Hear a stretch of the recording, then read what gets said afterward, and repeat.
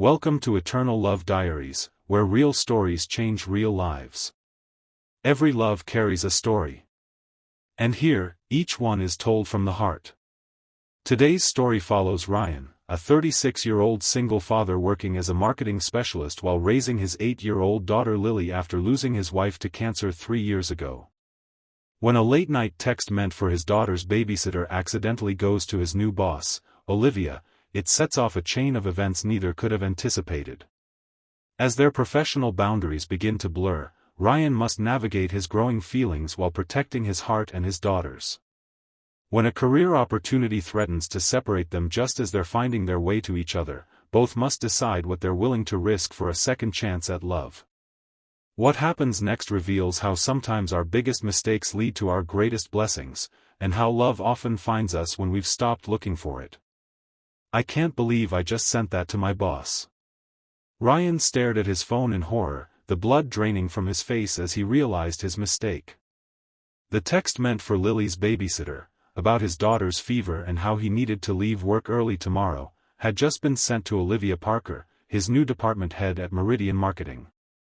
It wasn't the content that mortified him, it was the casual, "Thanks so much, you're a lifesaver," followed by a heart emoji that he habitually used with Sarah, the college student who watched Lily after school. Ryan dropped his head into his hands, wondering how he could possibly explain this to the woman who'd been his boss for exactly 2 weeks and 3 days. His phone buzzed almost immediately, making his stomach clench. "No problem at all, Ryan. Family comes first. Take whatever time you need tomorrow, and I hope Lily feels better soon." Then a second message appeared, "Though I'm curious about what makes me a lifesaver," with a heart emoji, smiley face. Ryan groaned, his embarrassment deepening as he tried to formulate a response that wouldn't make things even more awkward. After 3 attempts, he settled on the truth, "I am so sorry, Ms. Parker. That text was meant for my daughter's babysitter. I wasn't paying attention to which conversation I was in." Olivia's response came quickly, "Please call me Olivia, and don't worry about it. I have 3 nephews, I understand the parent juggling act." Something about her understanding tone made Ryan relax slightly, though he still dreaded facing her at tomorrow's team meeting. He tucked his phone away and went to check on Lily, who was finally sleeping peacefully after her fever had broken. As he brushed her auburn hair, so like her mother's, from her forehead, Ryan wondered when exactly life had become this complicated balancing act of work, parenting, and trying not to completely embarrass himself in front of his colleagues. The next morning, Ryan dropped Lily at school with strict instructions to call if she felt worse, then headed to the office with a knot in his stomach. He'd been at Meridian Marketing for 5 years, but the recent restructuring had brought Olivia in from the company's West Coast office to head their department. At 34, she was younger than most executives but had a reputation for brilliance and fairness that preceded her. He'd been impressed with her leadership so far, which made his text blunder all the more mortifying. As he stepped off the elevator, he nearly collided with her in the hallway. "Ryan, just the person I wanted to see," Olivia said, her professional smile revealing nothing about their text exchange. "I've been reviewing your proposal for the Hartman account, and I'd like to discuss some adjustments before the client meeting next week." She gestured toward her office, and Ryan followed, grateful for the strictly business approach. As they discussed strategy, he found himself noticing things he hadn't before, the thoughtful way she considered his ideas, her quick mind, the subtle scent of her perfume when she leaned over to point something out on his draft. When their meeting concluded, she paused at the door. "And Ryan? I hope Lily's feeling better today." The genuine concern in her voice caught him off guard. "She is, thank you. The fever broke last night." He hesitated, then added, "And thanks for being cool about the text mix-up. Single dad life has its moments." Something flickered across Olivia's face, understanding, perhaps, or something more, before she nodded and wished him a good day. As Ryan returned to his desk, he felt a strange lightness he hadn't experienced in a long time. He told himself it was relief that his boss wasn't holding his mistake against him, nothing more. 3 weeks later, Ryan found himself working late on the Hartman presentation, the office quiet except for the occasional sounds from the cleaning crew. He'd arranged for Sarah to stay with Lily until 9, giving him precious hours to perfect the slides that could make or break their bid for the account. A soft knock on his door frame startled him. Olivia stood there, jacket on and purse in hand, clearly on her way out. "You're here late," she observed, stepping into his office. "The Hartman presentation?" When he nodded, she set her things down and pulled up a chair. "Let me see what you've got." For the next hour, they worked side by side, refining his ideas and strengthening the proposal. Ryan found himself enjoying their collaboration, the way their minds seemed to connect and build on each other's thoughts. When they finally finished, Olivia smiled with satisfaction. "This is excellent work, Ryan. Hartman would be foolish not to sign with us." She glanced at her watch and frowned. "It's nearly 9. Don't you need to get home to Lily?" Ryan jumped up, suddenly remembering the time. "Sarah can only stay until 9. I need to go." He began gathering his things hurriedly, dropping his phone in the process. Olivia picked it up, her fingers brushing his as she handed it back. The brief contact sent an unexpected current through him, and for a moment, their eyes locked. She broke the connection first, stepping back and wishing him good night. As Ryan rushed to his car, he tried to dismiss the moment as nothing, but the memory of her touch lingered as he drove home through the rain-slicked streets of Portland. The Hartman presentation was a success, bringing a major new client to Meridian and earning Ryan praise from the executive team. At the celebration happy hour, he found himself seated next to Olivia, their conversation flowing easily from work to books to their shared love of hiking the Oregon trails. "Lily loves hiking too," he found himself saying. "Though her version involves a lot of stopping to examine every interesting rock and leaf along the path." Olivia laughed, the sound warming something in him that had been cold for a long time. "That sounds perfect," she said. "The best hikes are the ones where you notice the details." As weeks passed, Ryan became aware of a subtle shift in his interactions with Olivia. Their professional relationship remained appropriate, but there were moments, a lingering glance, a shared smile over an inside joke, the way she seemed to find reasons for them to collaborate on projects. He told himself he was imagining things, that she was simply a good boss who valued his work. But late at night, after Lily was asleep, he found himself thinking about Olivia's laugh, her kindness, the way she remembered details about Lily without him having to remind her. The company's annual charity gala arrived, a black-tie event that Ryan usually dreaded but attended out of obligation. This year, however, he found himself looking forward to it, though he refused to examine why too closely. He arranged for Lily to have a sleepover at her best friend's house and arrived at the downtown hotel feeling unusually nervous. The ballroom was elegantly decorated, filled with colleagues in formal wear, but Ryan's eyes searched for only one person.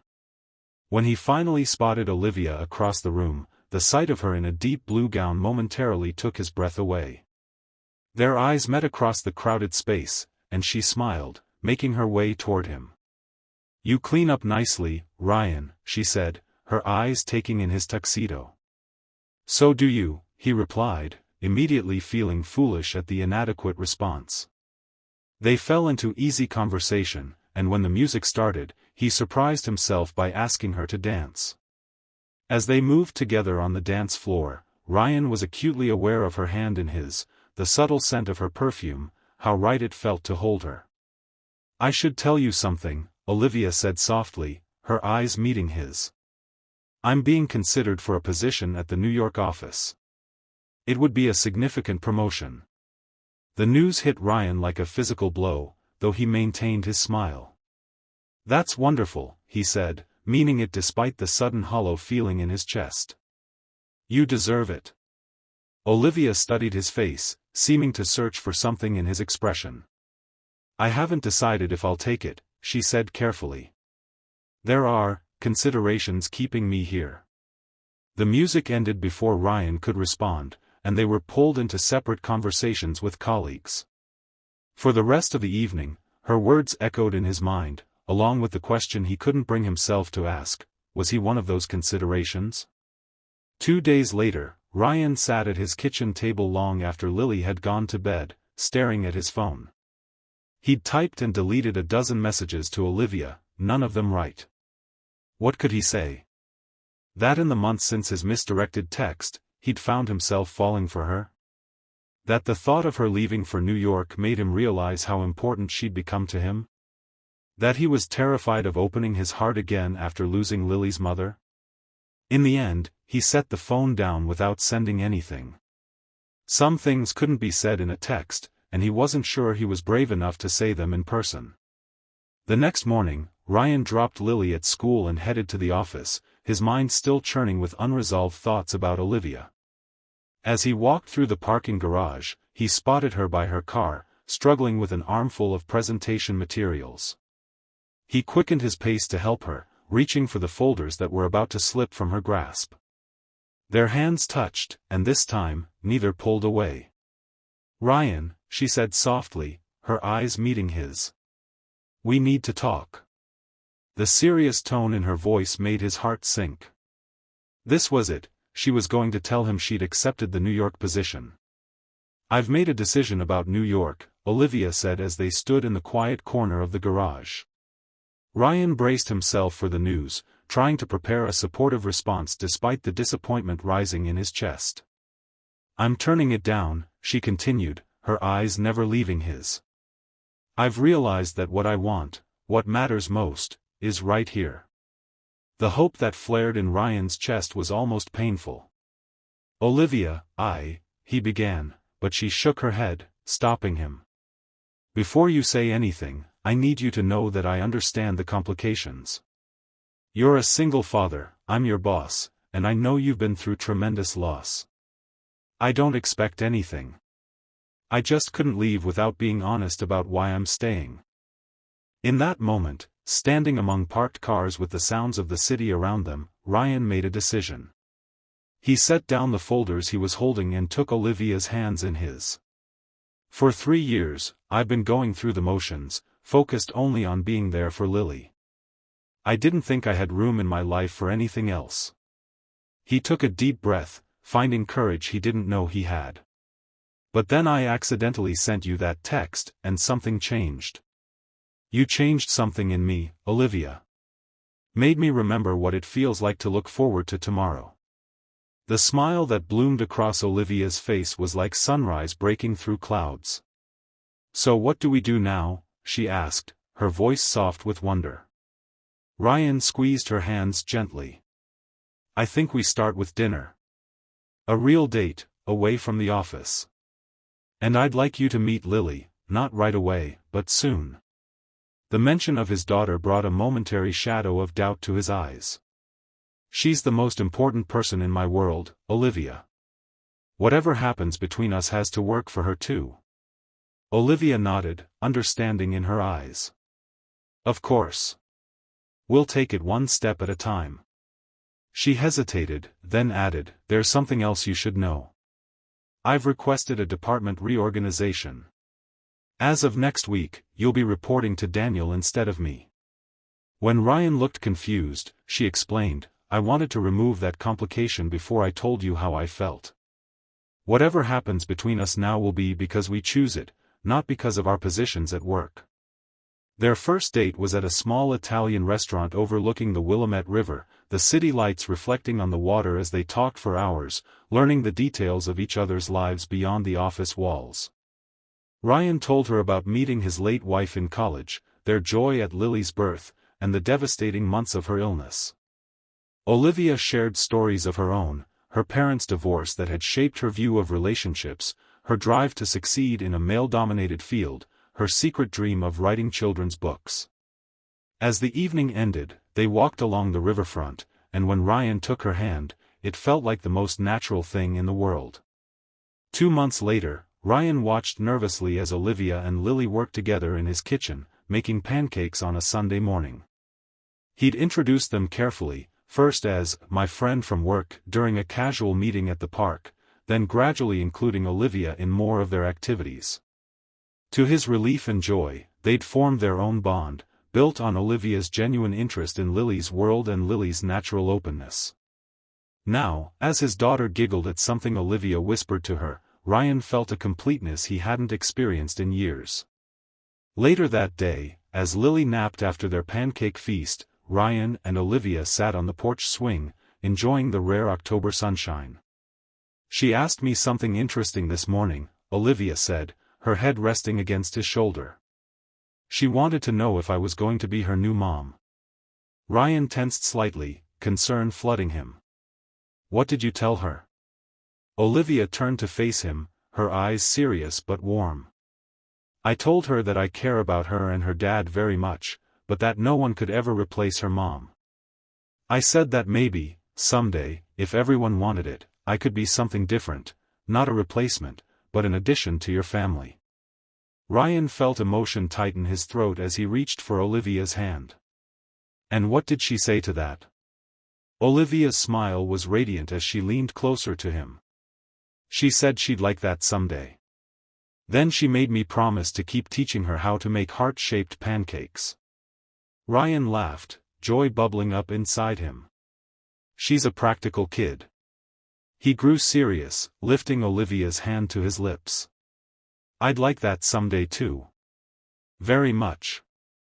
6 months after the misdirected text that started everything, Ryan stood in his living room, watching Olivia help Lily with her science project. As if sensing his gaze, Olivia looked up and smiled, her eyes full of a love that still amazed him. She excused herself from the table and came to stand beside him. "What are you thinking about?" she asked, slipping her arm around his waist. Ryan pulled her close, whispering the words he'd been feeling for months. "I'm thinking that sometimes our biggest mistakes turn out to be our greatest blessings. And that I love you." Olivia's eyes shimmered with emotion as she leaned up to whisper in his ear, "I love you too. Both of you. More than I ever thought possible." Her words, soft and certain, melted something final in Ryan's heart, the last barrier of fear he'd been holding. As Lily called them back to the table to see her completed project, Ryan knew with absolute clarity that this was what second chances looked like, not a replacement for what was lost, but a new beginning, unexpected and beautiful in its own right. Sometimes love finds us in the most ordinary moments, in misdirected texts, in late-night work sessions, in pancake breakfasts and science projects. And when it does, the only mistake is not being brave enough to embrace it. We'd love to know, which country are you watching from? Drop a comment below. If this story moved you, inspired you, or made you believe in second chances, show your support by hitting the like button. Subscribe to Eternal Love Diaries for more stories that touch the heart and change perspectives. From Portland, Oregon, United States, we remind you that sometimes the most beautiful love stories begin with the smallest mistakes, and that opening your heart again after loss takes tremendous courage. But as Ryan and Olivia discovered, the risk of loving again is always, always worth it.